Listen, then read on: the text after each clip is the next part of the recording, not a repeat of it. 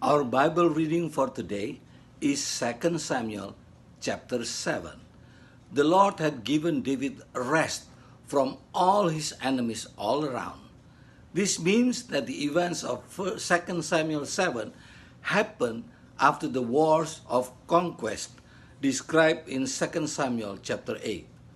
David was troubled by the thought that he lived in a nicer house than the Ark of the Covenant. So he wanted to build a suitable permanent dwelling place for it.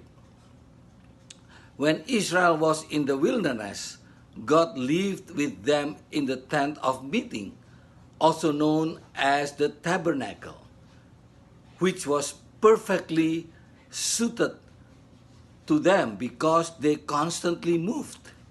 Then the Israelites lived securely in Jerusalem. David thought it would be better and more appropriate to build a temple to replace the tabernacle.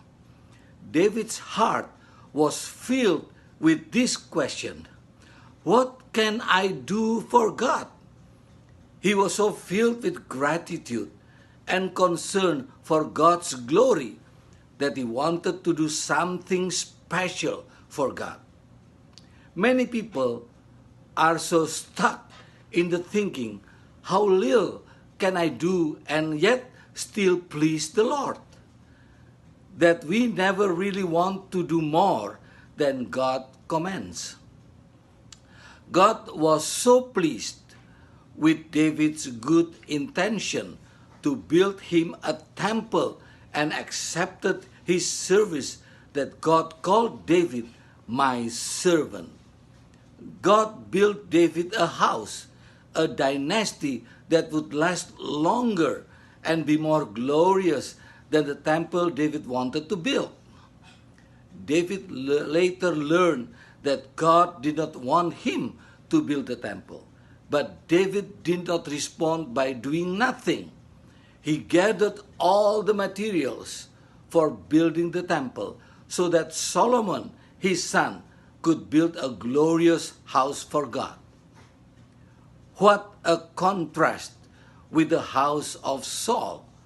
The family of Saul became totally extinct. But with David, God said that I will establish the throne of his kingdom forever. Did God fulfill his promise? The physical family of David did rule over Israel only for more than 4 centuries. Yet, God raised up a new branch that will reign forever and ever. God's promise of a house for David is completely fulfilled in Jesus Christ. Jesus reigned and will reign on David's throne forever. The very first of the New Testament, Matthew chapter 1 verse 1, says, "This is the list of ancestors of Jesus Christ, descendants of David and Abraham." Please read 2 Samuel chapter 7 to get the whole story in full.